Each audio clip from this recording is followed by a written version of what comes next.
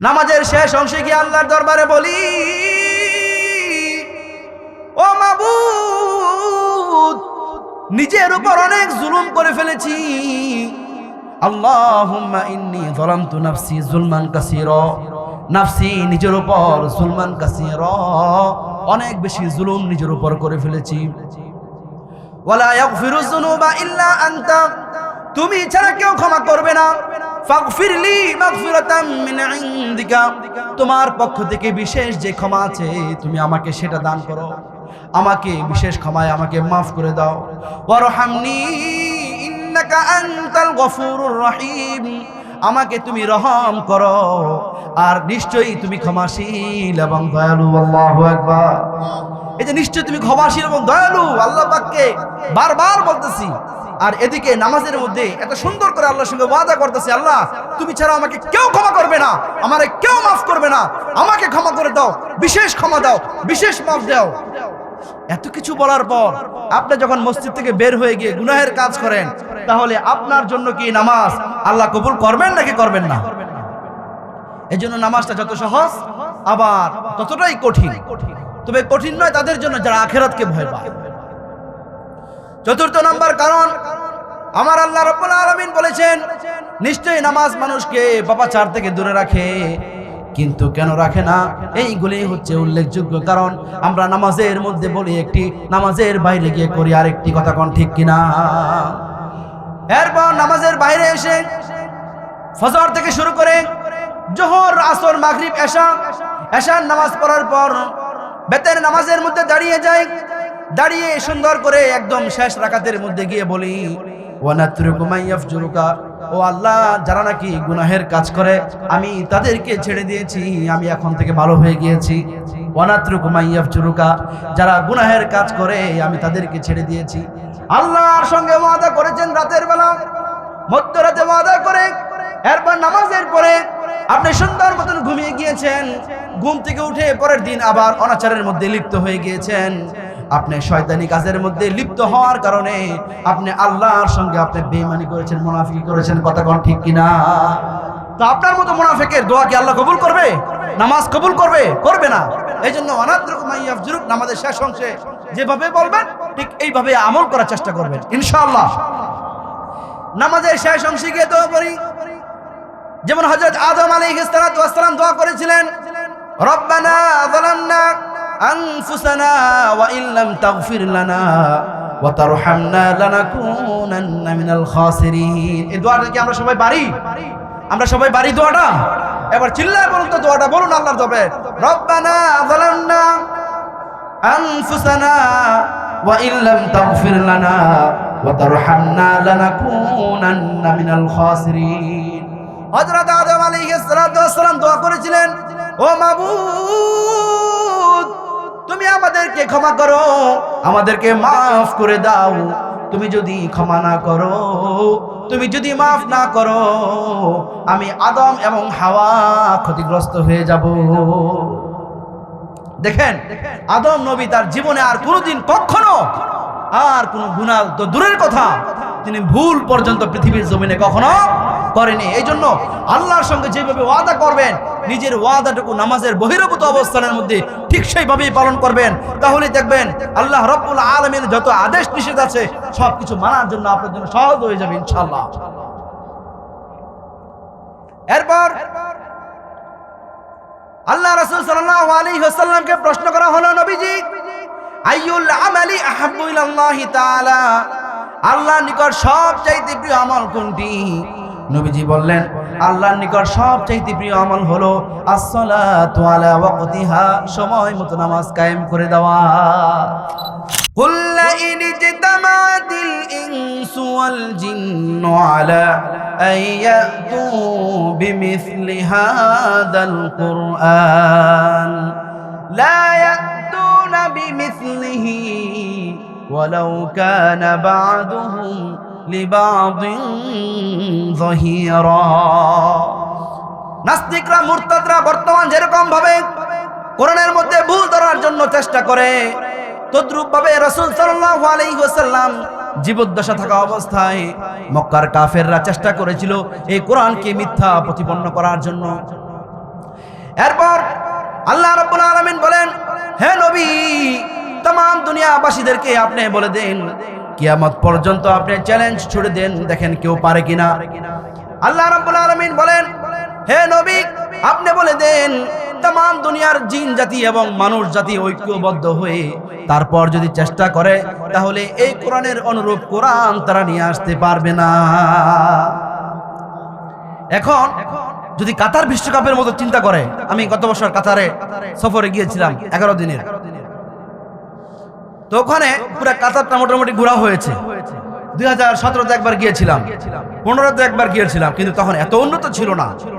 কিন্তু 2023-এ যখন গিয়েছি, তখন বিশ্বকাপের পুরা সাজু সজ্জা, যত সাজ সজ্জা আছে সব দেখে আসছি। এত সুন্দর মানুষের কারুকার্য হতে পারে। ইতিপূর্বে কুয়েতে দেখেছি, তখনই বলেছি কুয়েত যদি হয় এত সুন্দর, তাহলে আল্লাহ রাব্বুল আলামিনের জান্নাত কত সুন্দর হতে পারে। আল্লাহু আকবার। যারা কুয়েতে প্রবাসী ছিলেন অথবা ভিডিওতে দেখবেন, ওদের বাড়িঘর কত সুন্দর। তারপর কেউ যদি চিন্তা করে কাতার বিশ্বকাপ तमाम দুনিয়াকে তাক লাগিয়ে দিয়েছে। আপনারা জানেন না কাতারের ইতিহাস? সবাই জানে। কেন? $214 বিলিয়ন খরচ করে তারপর লুসাইল সিটি তৈরি করা হয়েছে। আমি গিয়েছি, বিশাল কারবার। এখন কেউ যদি চিন্তা করে বিশ্বকাপ একটা পৃথিবীর মধ্যে একটা নামকরা একটা টুর্নামেন্ট, এটা দিয়ে সারা বিশ্বকে কাঁপিয়ে দিয়েছে, তদ্রূপ ভাবে এই কোরআনের বিরুদ্ধে গিয়ে 214 বিলিয়নের পরিবর্তে আমরা $1000 বিলিয়ন খরচ করে আল আজহার ইউনিভার্সিটি থেকে, মদিনা ইউনিভার্সিটি থেকে, উম্মুল কোরা থেকে, তান্তা থেকে, মিশর থেকে, সৌদি থেকে, কুয়েত থেকে, কাতার থেকে, লেবানন থেকে, মালয়েশিয়া থেকে, আমেরিকা থেকে, লন্ডন থেকে, ফ্রান্স থেকে, तमाम দুনিয়া থেকে যদি সবাইকে ঐক্যবদ্ধ করে তারপর যদি crore crore million million dollar খরচ করা হয়, তবুও আমাদের আল কোরআনের অনুরূপ একটি আয়াত তারা নিয়ে আসতে পারবে না। বেদান্ত আছে, বেদ আছে, পুরাণ আছে, মহাভারত আছে, শ্রীমত ভগবত গীতা আছে, শুধু গীতা আছে, ত্রিপিটক আছে, অভিধর্ম পিটক আছে, বিনয় পিটক আছে, তারাক আছে, বাইবেল আছে, ওল্ড টেস্টামেন্ট আছে, নিউ টেস্টামেন্ট আছে। পৃথিবীতে প্রায় 4300 ধর্ম আছে। আবার এই 4300 ধর্মের 4300 গ্রন্থ আছে। কতক্ষণ ঠিক কিনা? এই 4300 গ্রন্থ তারা কেউ এখনো পর্যন্ত আমাদের মতো এত ওপেনিং মজলিসের মধ্যে ওপেনিং চ্যালেঞ্জ করতে পারে নাই। ভিতরে পারে নাই, বাইরেও পারে নাই। কিন্তু আমাদের কোরআন ভিতরেও আল্লাহ পাক নিজে চ্যালেঞ্জ করেছেন, আর আল্লাহ পাকের সেই কথা না আমরা নকল করতেছি। আল্লাহ রাব্বুল আলামিন বলেন, ওয়ালাউ কানা বাদুহুম লিবাদিন যাহিরা, तमाम দুনিয়ার মানুষ যদি ঐক্যবদ্ধ হয়ে চেষ্টা করে, তারপর তারা এই কোরআনের অনুরূপ কোরআন তারা নিয়ে আসতে পারবে না। আল্লাহু আকবার। আমি মাঝে মধ্যে বলি, আমি প্রায় সময় বলি যে আমার কত সৌভাগ্য, আল্লাহ তোমাকে দেখার সুযোগ তো আমাদের দেও নাই, দেখার সুযোগ তো আমাদেরকে দেও নাই। আমরা দেখতে পারবো কোথায়? জান্নাতের মধ্যে দেখতে পারবো। কিন্তু আল্লাহ তুমি তো আমাদেরকে তোমার কালাম শোনার তৌফিক দিয়েছো। কি বলেন? তুমি তো আমাদেরকে তোমার কালাম শোনার তৌফিক দিয়েছো। আমি মিশরে দেখেছি, পথে ঘাটে, মাঠে হাটে, অন্তরে বন্দরে নগরে, গহীন গহ্বরে, গহীন রজনীতে আমি দেখেছি যে তারা 24টা ঘন্টা তারা কোরআন তেলাওয়াত শুনে। মিশন ইমিগ্রেশন ক্রস করবেন, কোরআন তেলাওয়াতের আওয়াজ শুরু হয়ে যাবে। সবজির দোকানে গিয়েছেন ভ্যান থেকে সবজি কেনার জন্য, ওই তার ভ্যানের মধ্যে ছোট ছোট সাউন্ড বক্স আছে না, বাংলাদেশে বাজায় গান আর মিশরে বাজায় কোরআন তেলাওয়াত। আল্লাহু আকবার। বাংলাদেশের সুপার শপের গুলোর মধ্যে বাজায় গান আর মিশরে বাজায় কোরআন তেলাওয়াত। বাংলাদেশের ভিক্ষার সময় ভিক্ষার জন্য আল্লাহ রাসূলের নাম বলে, তাই না? আর মিশরে তারা ভিক্ষার জন্য আল্লাহ রাসূলের নাম কোনো কিছুই বলে না, তারা শুধু একটা ভিক্ষার থলি নিয়ে আল্লাহ পাকের কোরআনের আয়াত তেলাওয়াত করতে থাকে। মানুষ তাতেই সাহায্য দিয়ে যায়। আল্লাহ রাব্বুল আলামিনের কোরআন শোনার জন্য উতবা, শাইবা, মুগীরা সবাইকে ডাক দিল। ডাক দিয়ে বলল, আজকের পর থেকে মুহাম্মাদের তেলাওয়াত তোমরা শুনতে পারবে না। সুফিয়ান, উতবা, শাইবা, আবু লাহাব আবু জাহেল ঘোষণা দিয়ে দিয়েছে আজকের পর থেকে আর কেউ যেতে পারবে না। আর এদিকে উতবা সাইবা মনে মনে চিন্তা করে, আহ কি মজা, আজকে রাতে গিয়ে তো আমি ফাটাবো, মুহাম্মাদের তেলাওয়াত আমি শুনবো, আজকে তো কেউ যাবে না। সুফিয়ান বলে, বেটা এই বুদ্ধি তো আমার, মুহাম্মাদের তেলাওয়াত শোনার জন্য মনটা অনেক দিন ধরে পড়ে আছে। পরবর্তীতে কিন্তু মুসলমান হয়েছে ফাতহে মক্কার সময়, তো দিলটা তো আমার পড়ে আছে, আমার তো মন চায় মুহাম্মাদের তেলাওয়াত শুনতে, কিন্তু জনতা যদি দেখে ফেলে তাহলে মায়ের তো একটা নিচে পড়বে না, সব তো পিঠে পড়বে। এই জন্য উতবা সাইবা তারা তো যেতেও পারে না। এক কাজ করলো, সবাইকে নিষেধাজ্ঞা করে দিল। নিষেধাজ্ঞা করে দেওয়ার পর পরের দিন রাতের বেলা উতবা হাজির, সাইবা হাজির, সবাই।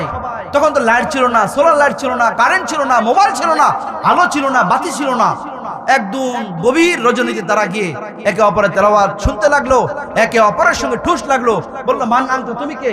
আমরা সুফিয়ান। তুমি কে? না উতবা। তুমি কে? সাইবা। কেন আসছো? নিষেধ করা হয়েছে। বেটা তুই কেন আসছিস, আগে সেটা বল। কথা কন না।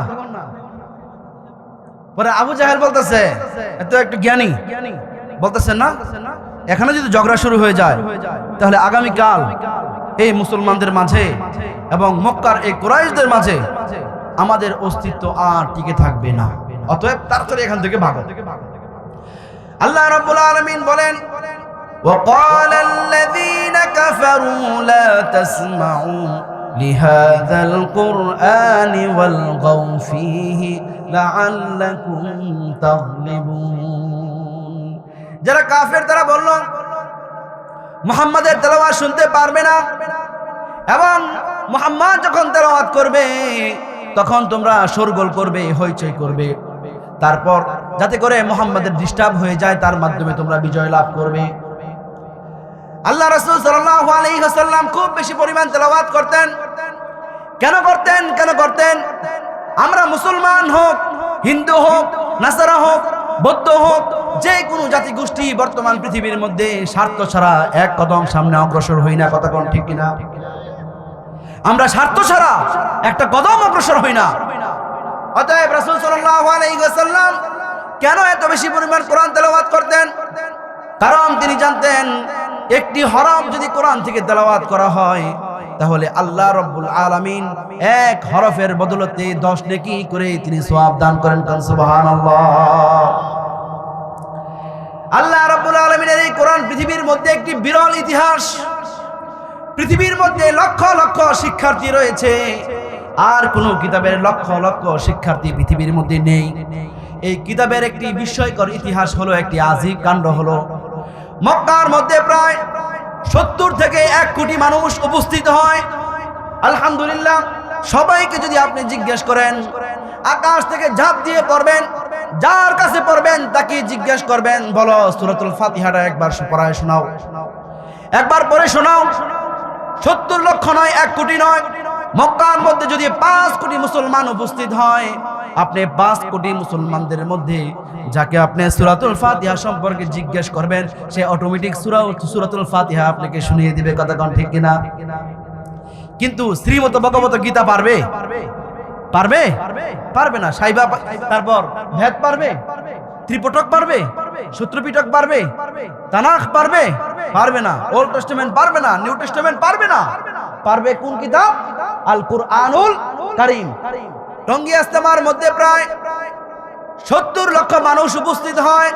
শুধু বাংলাদেশের 1 লক্ষ থেকে 1.5 লক্ষ লোক পৃথিবী থেকে আসে। পৃথিবীর মানুষগুলো বাদ দিলাম, শুধু আমাদের বাংলাদেশের মানুষদেরকে যদি আপনি জিজ্ঞেস করেন, দেখবেন সকলেই সূরাতুল ফাতিহা সহ আংশিক কোরআন মুখস্থ জানে।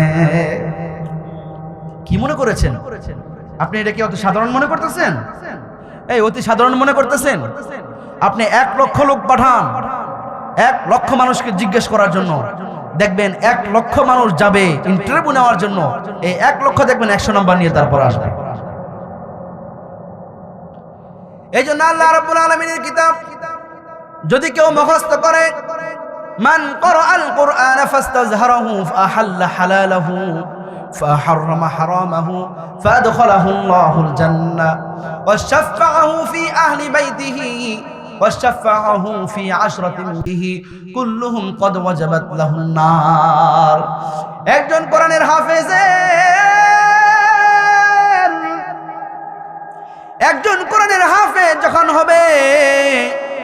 এবং কোরআন সুন্নাহ অনুযায়ী যখন আমল করবে, হালালকে হালাল মানবে, হারামকে হারাম মানবে, আল্লাহ রাব্বুল আলামিন ওই কোরআনের হাফেজকে জান্নাতের মধ্যে দাখিল করাবেন এবং সেই কোরআনের হাফেজ তার ফ্যামিলি থেকে 10 জনকে জান্নাতে নিয়ে যাবে। আল্লাহু আকবার।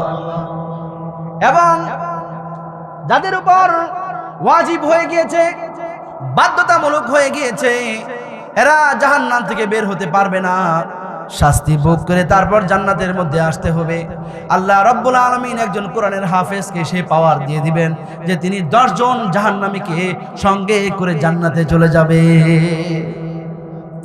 এই জন্য আমরা কি আমাদের সন্তানদেরকে কোরআনের হাফেজ বানাবো নাকি বানাবো না? আল্লাহর ভয় যখন তার দিলের মধ্যে ঢুকিয়ে দিবেন, আমি ওপেন চ্যালেঞ্জ করে গেলাম, আপনার সন্তান আপনাকে কোনোদিন ধমক দিবে না, আপনার সন্তান আপনাকে কোনোদিন বৃদ্ধাশ্রমেও দিয়ে আসবে না। কথা কোন ঠিক কিনা?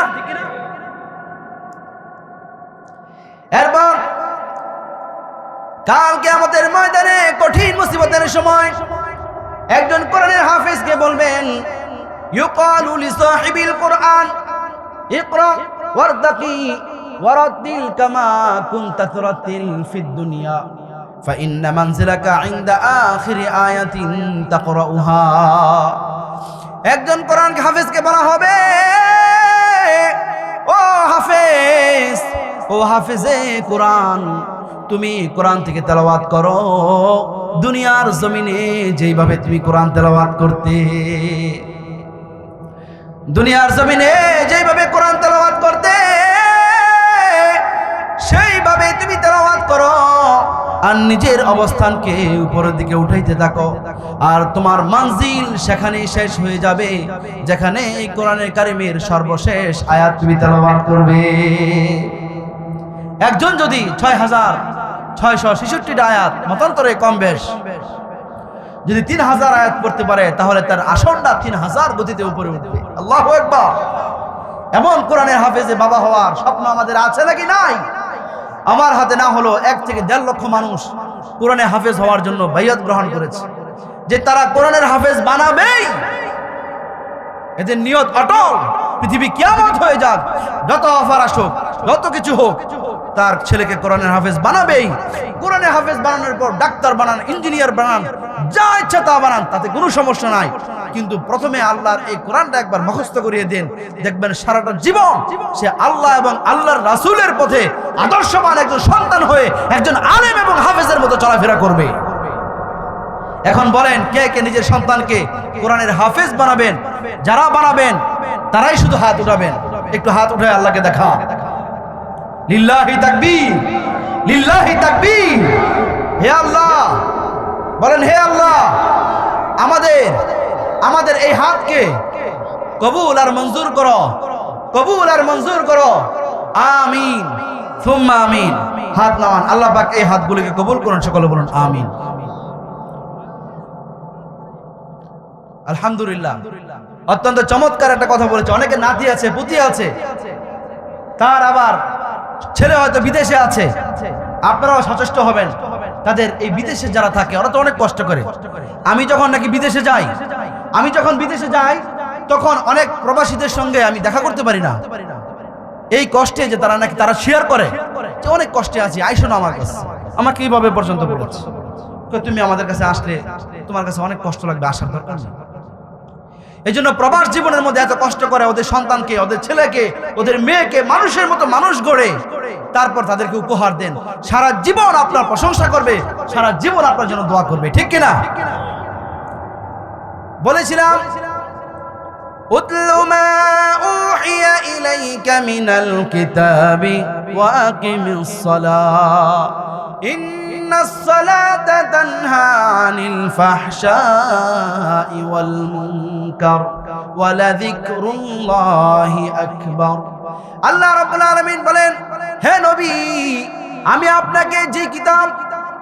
আপনার উপর যে কিতাব পাঠিয়েছি সেখান থেকে আপনি তেলাওয়াত করুন আর নামাজকে আপনি প্রতিষ্ঠিত করুন। নিশ্চয়ই নামাজ মানুষকে পাপাচার থেকে দূরে রাখে। কথা কোন ঠিক কিনা? এখন আল্লাহ পাক তো বলেছেন এই নামাজ মানুষকে পাপাচার থেকে দূরে রাখে, কিন্তু আমরা তো ভিন্ন দেখতে পাচ্ছি। কথা কোন ঠিক কিনা? কেন ভিন্ন দেখতে পাচ্ছি এই কারণগুলো বলবো আজকে। 4টা কারণ শুনবেন। জানার দরকার আছে না? এক নাম্বার হলো, খুব মনোযোগ দিয়ে শুনবেন, আমাদের নামাজের আজকে এই অবস্থা কেন? খুব মনোযোগ দিয়ে শুনবেন। যদি আপনি শোনেন তাহলে বুঝতে পারবেন। আজকে আপনি স্কেল বাড়িতে নিয়ে গিয়েছেন, এখন থেকে মাপতে পারবেন নামাজ কয় প্রকার হচ্ছে আপনার। নামাজের মধ্যে আমরা বলি আলহামদুলিল্লাহি রাব্বিল আলামিন আর রহমানির রহিম মালিক ইয়াউমিদ্দিন ইয়াকা না'বুদু ওয়া ইয়াকা নাস্তাঈন। সকলে আমার সঙ্গে বলুন আলহামদুলিল্লাহি রাব্বিল আলামিন আর রহমানির রহিম মালিক ইয়াউমিদ্দিন ইয়াকা না'বুদু ওয়া ইয়াকা নাস্তাঈন ইহদিনাস সিরাতাল মুস্তাকিম সিরাতাল লাযীনা আন'আমতা আলাইহিম গায়রিল মাগদুবি আলাইহিম ওয়ালাদ-দাল্লিন। আমিন। এই যে নামাজের মধ্যে বলি সমস্ত প্রশংসা আপনার জন্য, तमाम দুনিয়া আপনি পরিচালনা করেন। এরপর বলি আনতা রহমান আনতা রহিম, তুমি চির দয়াময়, অতি দয়ালু এবং তুমি বিচার দিনের মালিক। ওগো আল্লাহ, কেবলমাত্র তোমার ইবাদত করি, তোমার কাছে সাহায্য প্রার্থনা করি। ইয়াকা না'বুদু, তোমার কাছে কেবলমাত্র সাহায্য প্রার্থনা করি। এই কথাটা বলে আমরা মাজারের মধ্যে সিজদা দেই, কথা কোন ঠিক কিনা? যে সমস্ত মুসলমান মাজারের মধ্যে সিজদা দেয়, আল্লাহ রাব্বুল আলামিন বলেন ইন্নাল্লাহা লা ইয়াগফিরু আন ইউশরাকা বিহি ওয়া ইয়াগফিরু মা দুনা যালিকা লিমান ইয়াশা। আল্লাহ রাব্বুল আলামিন বলেন নিশ্চয় আল্লাহ রাব্বুল আলামিন আল্লাহর সঙ্গে যারা শিরিক গুনাহ করে, আল্লাহ রাব্বুল আলামিন ওই আল্লাহর এই বান্দাদেরকে তিনি ক্ষমা করেন না। আল্লাহ পাক তার এই বান্দাদেরকে ক্ষমা করেন না যারা নাকি শিরিক গুনাহ করে। আল্লাহ রাব্বুল আলামিন এই শিরিক গুনাহ এবং কবিরা গুনাহ ছাড়া পৃথিবীর মধ্যে যত ছোট ছোট গুনাহ আছে, আল্লাহ রাব্বুল আলামিন তিনি তার ইচ্ছা অনুযায়ী সমস্ত গুনাহ আমাদেরকে মাফ করে দেন। যারা নাকি শিরিক গুনাহ করলো, নামাজের মধ্যে বলল ইয়াকা না'বুদু, কেবল তোমার কাছেই ইবাদত করি, আবার এদিকে মাজারের মধ্যে গিয়ে কোনো পীর সাহেবের পায়ের মধ্যে গিয়ে সিজদায় পড়ে যায়, কোনো গাছের মধ্যে অথবা সূর্যকে এসে প্রণাম করে, ঠিক কিনা? আছে না কিনা এরকম? এই যে আপনি পীর সাহেবের পায়ের মধ্যে সিজদা করেছেন, আল্লাহ রাব্বুল আলামিন আমাদের এই কপালকে বড় দামি করেছেন। এই কপাল কেবলমাত্র আল্লাহর সামনে ছাড়া পৃথিবীর কোন রাজা বাদশার সামনে নত করা যাবে না। শুধু নত করা যাবে কোথায়? এক আল্লাহ পাকের দরবারে, আল্লাহ পাকের দরবারে, আর কোথাও না। আমরা যদি আমাদের একটা বড় একটা কাজ করতে যাই আর যদি মার খেয়ে যাই, তখন আমরা কি বলি? আমার কপালটা বড় খারাপ রে। কথা কোন ঠিক কিনা? তার মানে হচ্ছে কপালটা বড় দামি। একটা উদাহরণ দেওয়া হয়, আমার কপালটা বড়ই খারাপ। আর যখন নাকি সাকসেসফুল হয়ে যায়, আমার কপালটা বড় ভালো রে, আমি তো ইন্ডাস্ট্রি করে ফেলেছি, আমি সফল হয়ে গিয়েছি, এগুলি বলে। তার মানে হচ্ছে কপালটা কত দামি, সে খেয়াল করেছেন? আর আপনার এই কপাল, দাড়ি নাই, মুছ নাই, পীর সাহেব চুল পা মাথা থেকে পাতা পর্যন্ত পানি দিলে ফায়ার করতে হবে, পানি ভিতরে ঢুকার জন্য। আপনি সহজ সরল মনে গিয়ে তাকে সেজদা মারলেন, আমার আল্লাহ পাক তো আপনার উপর নারাজ হয়ে গিয়েছে। শিরকের পক্ষে একটা আয়াত নেই, একটা হাদিস নেই, সিয়াসিত্তা কিতাবের মধ্যে কোথাও নাই।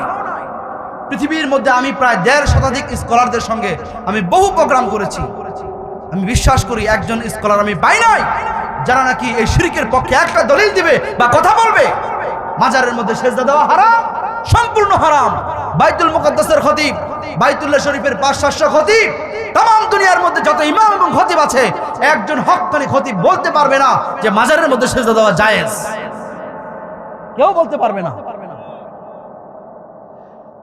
আল্লাহ রাব্বুল আলামিন বলেন ইন্নাহু মান ইউশরিক বিল্লাহি ফাকাদ হারামাল্লাহু আলাইহিল জান্নাতা ওয়া মাওয়াহুন নার। আল্লাহু আকবার।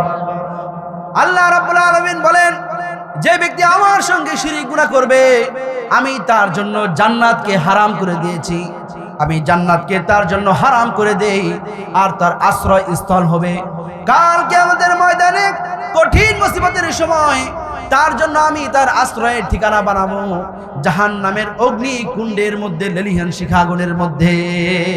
ওয়া মা লিল যালিমিনা মিন আনসার, আর কাল কিয়ামতের ময়দানে বিভীষিকাময় অবস্থায় তার জন্য কোনো সাহায্যকারী থাকবে না। শিরক গুনাহ বড় ভয়ঙ্কর। আপনার যে চাকরি করে, যে আপনার গোলাম অথবা আপনার কর্মচারী, সে যদি আপনার কথাকে অবাধ্য করে, আপনি বলেছেন এটা করার জন্য কিন্তু আপনি না করেছেন সেটা করবি না, যদি আপনার সেই কর্মচারী ওই কাজটাই করে যেটা আপনি নিষেধ করেছেন, আপনি কি খুশি হবেন না বেজার হবেন? তা আমার মাওলা পাক আমাদেরকে প্রতিটা সেকেন্ড দান করেছেন, আমাদের সব কিছু দান করেছেন। তিনি রাজ্জাক, তিনি সাত্তারুল আয়ুব ওয়া গফফারুজ যুনুব, তিনি খালিক, তিনি মালিক, এত কিছুর গুণের বৈশিষ্ট্যের অধিকারী। সেই আল্লাহর সামনে যখন নাকি আমরা বেঈমানি করব, আল্লাহ পাক কি আমাদেরকে ছেড়ে দিবেন? তবুও দেখেন আল্লাহ রাব্বুল আলামিন রহমান, তিনি রহিম। এই জন্যই আল্লাহ রাব্বুল আলামিন বলে দেন, হে নবী, तमाम দুনিয়ার মানুষদেরকে আপনি বলে দেন, ওয়াল্লাযীনা আমিলুস সাইয়্যাত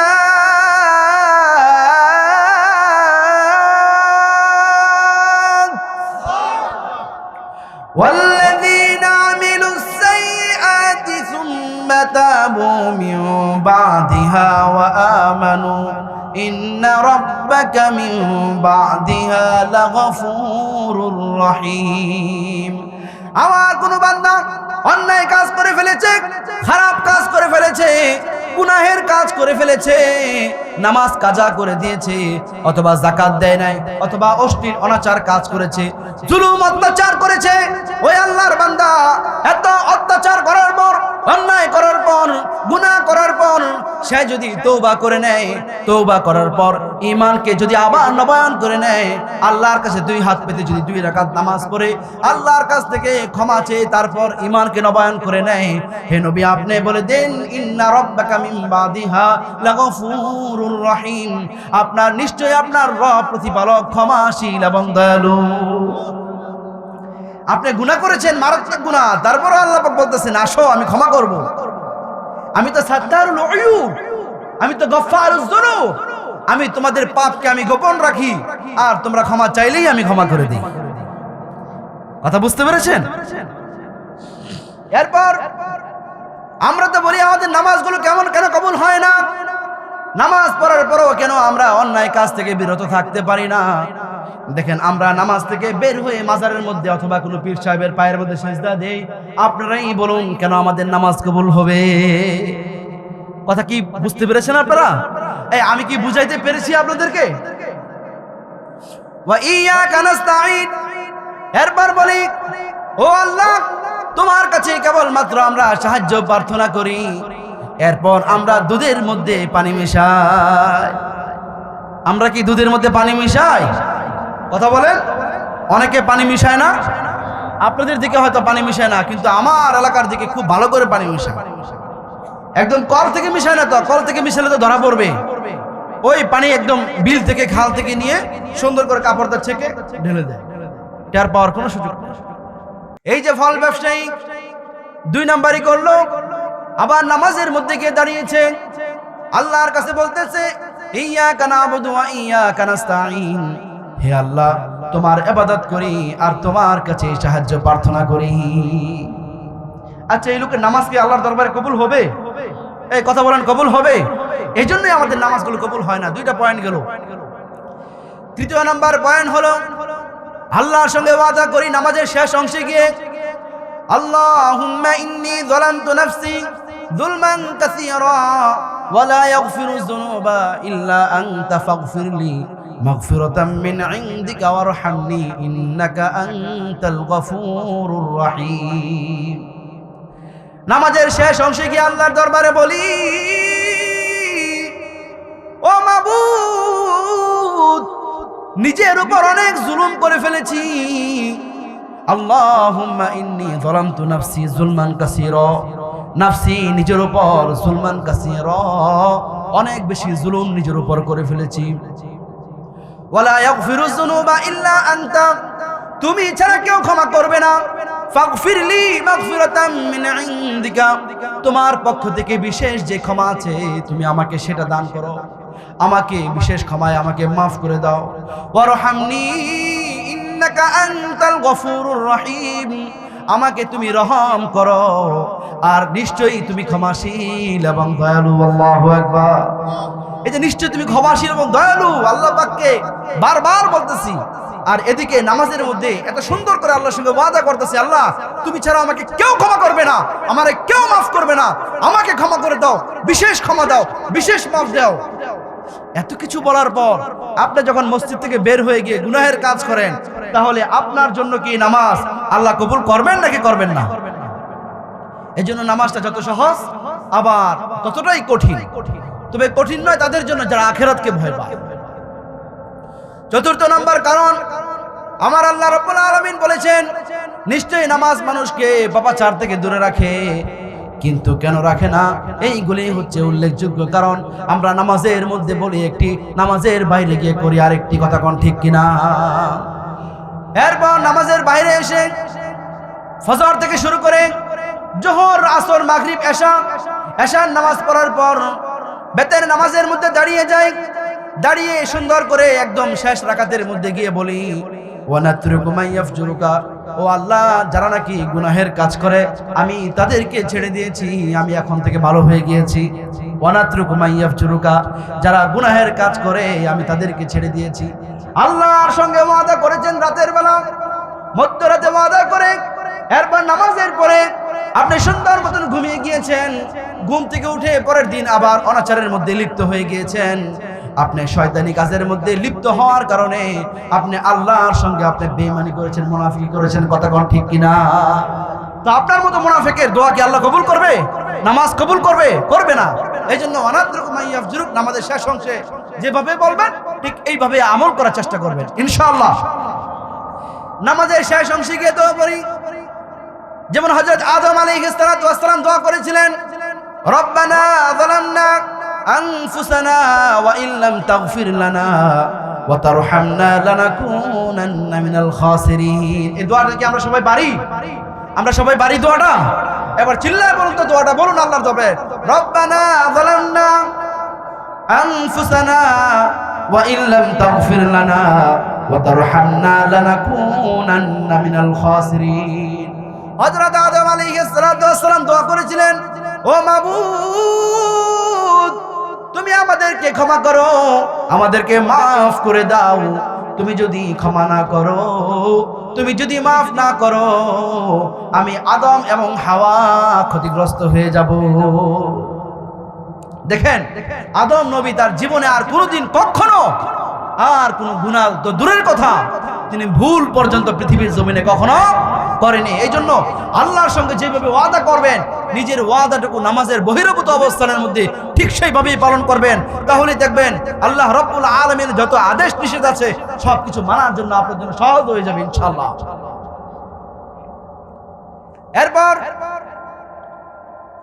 আল্লাহ রাসূল সাল্লাল্লাহু আলাইহি ওয়াসাল্লামকে প্রশ্ন করা হলো, নবীজি আইয়ুল আমালি আহাব্বু ইলাল্লাহি তাআলা, আল্লাহর নিকট সবচাইতে প্রিয় আমল কোনটি? নবীজি বললেন আল্লাহর নিকট সবচাইতে প্রিয় আমল হলো as-সালাতু আলা ওয়াক্তিহা, সময় মতো নামাজ কায়েম করে দেওয়া। এরপর কোনটি?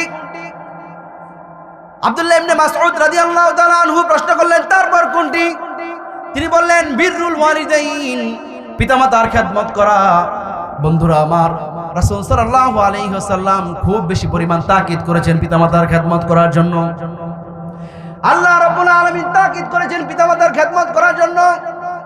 আল্লাহ রাব্বুল আলামিন বলেন, ওয়া কাদা রাব্বুকা আল্লা তা'বুদু ইল্লা ইয়্যাহু ওয়া বিল ওয়ালিদাইনি ইহসানা।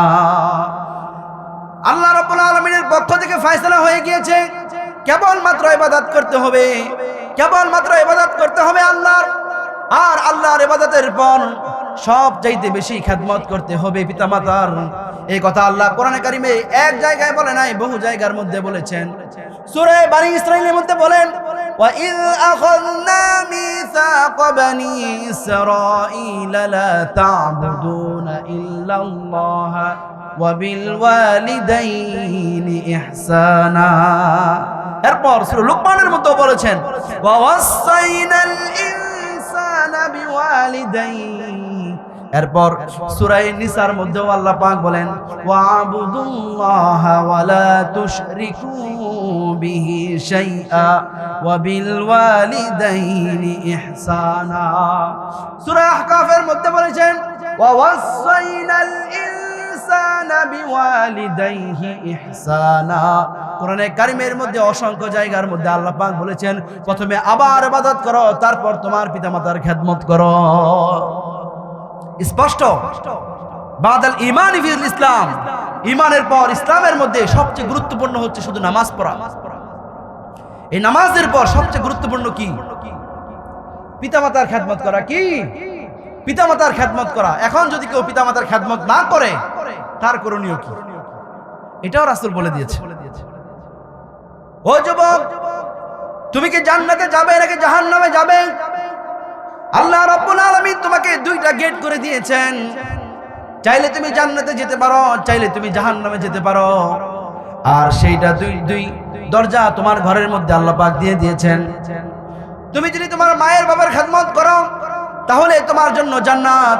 আর যদি পিতামাতার সঙ্গে বেয়াদবি করো, তাহলে তোমার জন্য জাহান্নামে যেতে হবে। রাসূল সাল্লাল্লাহু আলাইহি ওয়াসাল্লাম বলেন, দুই শ্রেণীর মানুষ কোথায় যাবে? জাহান্নামে। একটা হলো রাষ্ট্রের সঙ্গে যারা বেঈমানি করে, মাটির সঙ্গে যারা গাদ্দারি করে, এরা যখন মারা যায়, এরা মারা যাওয়ার আগেই এদের শাস্তি শুরু হয়ে যায়। আর যারা নাকি পিতামাতার সঙ্গে বেয়াদবি করে, আল্লাহ পাক এদের শাস্তিও দুনিয়ার মধ্যে দিয়ে দেন। আল্লাহ রাব্বুল আলামিন আমাদেরকে আজকে যে কটা কথা বলেছি, প্রত্যেকটা কথা মানার তৌফিক আমাদেরকে দান করুন। বলুন আমিন।